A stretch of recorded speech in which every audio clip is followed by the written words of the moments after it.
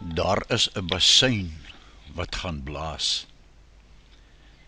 En ek daag jou vandag uit om hierdie 5 minute saam met my te spandeer voor die bassein blaas.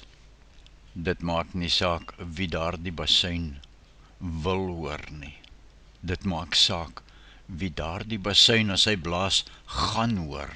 En almal, elke siel sal die bassein hoor as hy blaas.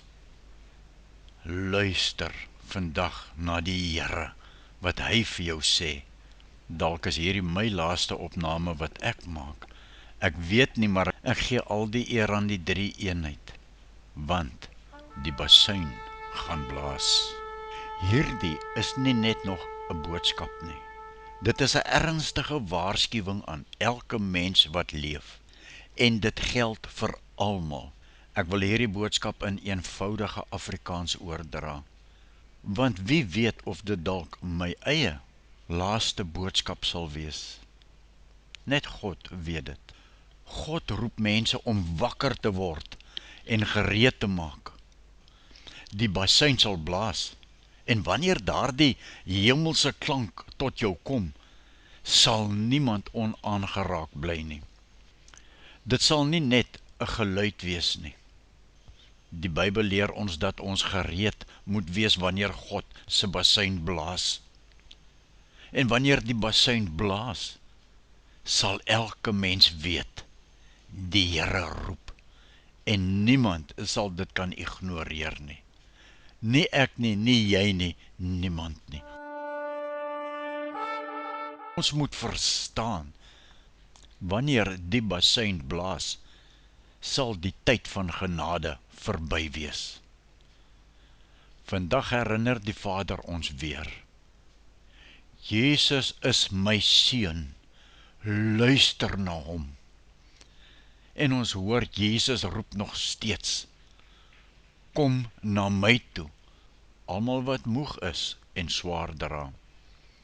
Maar wanneer die bassein blaas, sal elke mens weet dat die tyd van keuses verby is.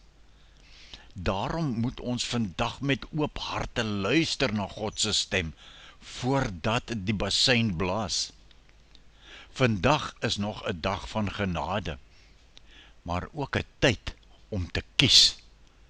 Die Here roep ernstig. Sy stem is nie iets wat ons moet afskeep nie. Bekeer jou opnuut terwyl sy stem nog gehoor kan word. Kom eerlik na God toe. Moenie net mooi woorde probeer gebruik nie. God kyk na ons harte. Los die sonde waaraan jy vasklou, al is dit moeilik. Los jou hoogmoed, want dit staan tussen jou en God. Los jou selfregverdiging en enige kompromie wat jou van Jesus Christus af weghou. Moenie net vir jouself leef nie. Moenie wag tot dit te laat is nie. Moenie met 'n harde hart aanhou leef nie. Moenie geestelik aan die slaap wees terwyl die ewigheid voor jou uitgestrek lê nie.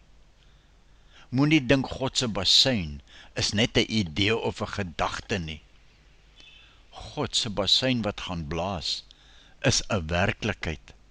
Aanvaar dit. Die bassein van God sal weer klink, en elke knie sal buig en elke mond sal bely dat Jesus Christus die Here is. Soek die Here terwyl hy nog gevind kan word. Roep hom aan terwyl hy naby is. Nou is die tyd van genade. Nou is die dag van redding, sê 2 Korintiërs 6 vers 2. En onthou ook, want die Here self sal van die hemel neerdal, met 'n geklank van die bassein van God. 1 Tessalonisense 4 vers 16. Kom terug na die Here met 'n nederige hart, want wanneer die bassein blaas sal uitstel en die genadetyd verby wees. 3 goed wat ek myself moet vra. Nommer 1, is daar enigiets in my lewe wat ek nog bo gehoorsaamheid aan Christus stel? En die tweede ding is, as die Here my vandag roep, as my goue lewensdraad vandag geknip word, as ek vandag tot sterwe kom, is my hart gereed om voor hom te staan. En in die derde plek, hoor ek nog sy stem met 'n sagte hart, of het uitstel en gewoonte my gewete stil gemaak. Gee my die voorreg om jou te vra om nou saam met my te bid. Here, ons kom nederig na U toe en ons vra, maak ons ore oop om U stem te hoor, terwyl daar nog tyd is, Here, want die wêreld is nie gereed vir U om te kom nie. Die wêreld is vol vulgêre sondes.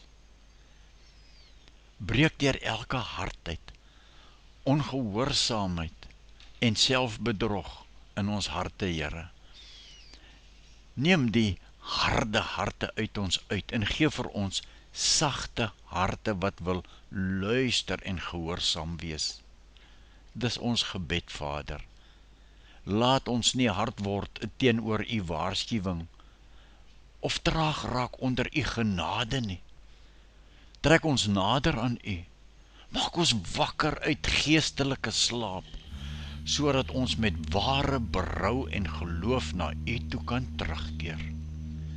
Laat ons U stem hoor voor die basuin blaas. In Jesus Christus se naam bid ons dit. Amen. Die Here met vrees